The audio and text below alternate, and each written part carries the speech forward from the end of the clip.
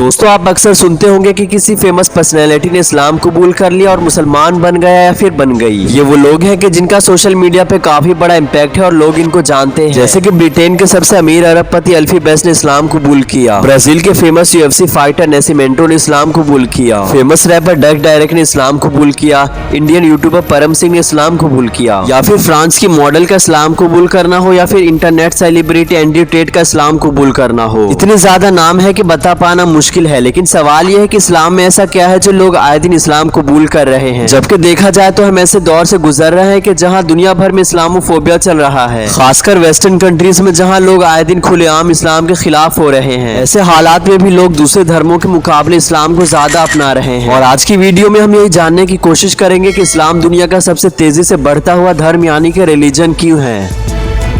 दोस्तों फिलहाल पूरी दुनिया की आबादी 8 बिलियन क्रॉस कर चुकी है, जिसमें क्रिश्चियंस की आबादी 31.11% है, जबकि मुसलमानों की आबादी 24.9% बनती है और सेक्युलर एथिस्ट यानी कि नास्तिक लोगों की आबादी 15.58% है। हिंदुइज्म को मानने वाले 15.16% है, बाकी धर्मों को मानने वाले 13.25% है। आपको बता दें कि दुनिया की सबसे बड़ी मुस्लिम आबादी इंडोनेशिया में रहती है, जो कि खुद एक मुस्लिम कंट्री है। इसके बाद पाकिस्तान में, फिर इंडिया में मुसलमानों की सबसे ज्यादा आबादी रहती है। पीयू स्टडी की माने तो 2050 तक इंडिया दुनिया का सबसे बड़ा मुस्लिम आबादी वाला देश होगा। लेकिन अगर हम वर्ल्ड वाइड भी देखें तो इस्लाम को मानने वालों की आबादी लगातार तेजी से बढ़ती ही जा रही है और साल 2050 से लेकर 2060 तक इस्लाम दुनिया का सबसे बड़ा धर्म बन जाएगा। आपको जानकर हैरानी होगी कि जापान, यूरोप, फ्रांस, अमेरिका और इंडिया जैसे देशों में इस्लाम सबसे तेजी से फैलने वाला धर्म बन गया है। तो अब सवाल आता है कि इस्लाम इतनी तेजी से क्यों बढ़ता जा रहा है। एक रीजन है जो हमेशा बताया जाता है, मुसलमानों में फर्टिलिटी रेट बहुत ज्यादा होता है और ये वजह है कि मुसलमानों की आबादी तेजी से बढ़ती जा रही है, जबकि एक सर्वे के मुताबिक मुसलमानों के बीच फर्टिलिटी रेट भी कम हुआ है। दोस्तों दूसरा रीजन ये भी है कि दूसरे धर्म के लोग इस्लाम की तरफ काफी तेजी से अट्रैक्ट हो रहे हैं। हर दिन ये खबर आती रहती है कि किसी फेमस इंसान ने या किसी सेलिब्रिटी ने इस्लाम कबूल किया। कभी कोई रैपर होता है तो कभी कोई सेलिब्रिटी होता है तो कभी कोई मॉडल होता है। ये उन लोगों की खबरें होती है जिन्हें कहीं ना कहीं लोग जानते हैं और बड़े से बड़े प्लेटफॉर्म पे फॉलो करते हैं। लेकिन इनके अलावा भी कई ऐसे लोग होते हैं जो इस्लाम तो कबूल करते हैं, लेकिन उन्हें आम इंसान होने की वजह से कोई जानता नहीं। अमेरिका में एक स्टडी के मुताबिक अमेरिका में जितने भी मुसलमान रहते हैं उनमें 25% मुसलमान कन्वर्टेड हैं और एक एस्टीमेट के मुताबिक हर साल 20,000 अमरीकी इस्लाम अपनाते हैं। इसी तरह ब्रिटेन में लगभग 6,000 लोग दूसरे धर्मों को छोड़कर इस्लाम अपनाते हैं। जापान भी एक ऐसा देश है कि जहाँ लोग तेजी से इस्लाम की तरफ बढ़ते जा रहे हैं। दोस्तों वेसेडा यूनिवर्सिटी की माने तो पिछले 10 सालों में मुसलमानों की आबादी जापान में डबल से भी ज्यादा हो गई है, जिसमें लगभग 50,000 जापानी लोगों ने इस्लाम कबूल किया। और अभी हाल ही में एक रिपोर्ट आई कि जिसमें बताया गया कि दुनिया भर में मुसलमानों की आबादी 2 बिलियन क्रॉस कर चुकी है, जिसमें सबसे बड़ा नंबर कन्वर्टेड मुस्लिम्स का है। अब ये सवाल आता है कि दुनिया भर से लोग सबसे ज्यादा इस्लाम में ही क्यों कन्वर्ट हो रहे हैं। तो दोस्तों इसका कोई एक रीजन नहीं। जब लोगों से पूछा गया कि आपने अपना धर्म छोड़कर इस्लाम क्यों अपनाया तो सबके अलग अलग रीजंस थे, लेकिन एक जो कॉमन रीजन देखा गया वो ये था कि जब कोई नॉन मुस्लिम किसी एक्चुअल मुस्लिम के कांटेक्ट में आता जो इस्लाम के बेसिक्स को फॉलो करता तो वो उसे देखकर और अट्रैक्ट होता और इस्लाम के बारे में और जानने की कोशिश करता और फिर उसे इस्लाम के बारे में ऐसी ऐसी बातें मालूम पड़ती जो उसने कभी नहीं जाना था। जैसे कि सोशल इक्वालिटी, बाकी धर्मों में देखा जाता है कि एक इंसान को किसी इंसान के मुकाबले नीचा दिखाया जाता है। इंडिया में जातियों में बांटा गया, उसमें भी कैटेगरी बना दी गई जिसमें सबसे नीचे शूद्र को रखा गया। ऊंची जात वाले नीची जात वालों को अछूत मानते और उनके हाथ का पानी तक नहीं पीते। इसी तरह दूसरे धर्मों में काले गोरे इंसानों में डिस्क्रिमिनेट किया गया और काले इंसानों को गुलाम बना लिया जाता। ऐसे में कोई नॉन मुस्लिम जिसे सोशल जस्टिस नहीं मिलता जब वो इस्लाम के बारे में पढ़ता, कैसे इस्लाम के आखिरी पैगंबर ने बिलाल नाम के काले इंसान को सभी के सामने काबे के छत पर अजान कहने को खड़ा किया। इसके अलावा जब लोगों ने इस्लाम के आखिरी पैगंबर की इस स्पीच को सुना कि जिसमें उन्होंने कहा था एक अरेबियन को नॉन अरेबियन से सुपीरियर नहीं और कोई नॉन अरेबियन अरेबियन से सुपीरियर नहीं और ना ही कोई गोरा किसी काले से सुपीरियर है और ना ही कोई काला किसी गोरे से सुपीरियर है, ये जानने के बाद कि इस्लाम में कोई ऊंचा नीचा नहीं, इसी पॉइंट की वजह से न जाने कितने लोगों ने इस्लाम कबूल किया।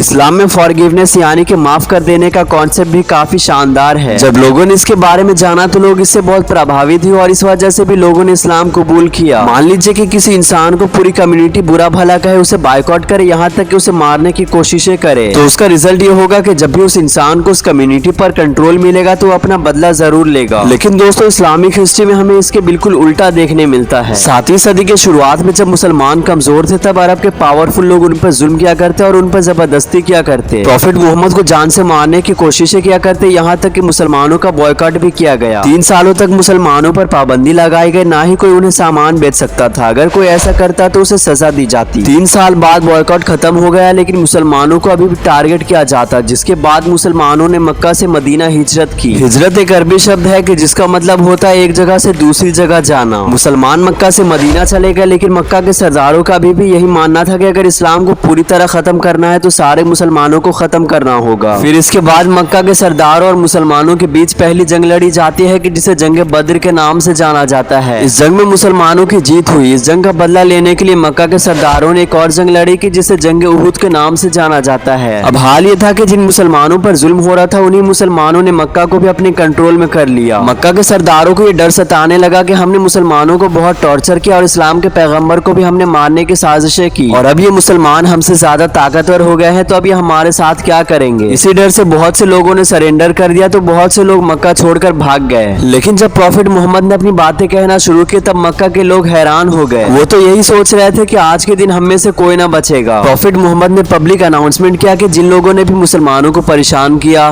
मारा पीटा और हिजरत करने पर मजबूर किया, उन्हें माफ किया जाता है। ये एक सेंटेंस इतना असरदार साबित हुआ कि जो लोग मुसलमानों को और इस्लाम को खत्म करना चाहते थे वो खुद मुसलमान बन गए। इस्लाम का ये चैप्टर आज भी इतना असरदार है कि जब कोई नॉन मुस्लिम इसे पढ़ता है तो वो आज भी इस्लाम की तरफ अट्रैक्ट होता है।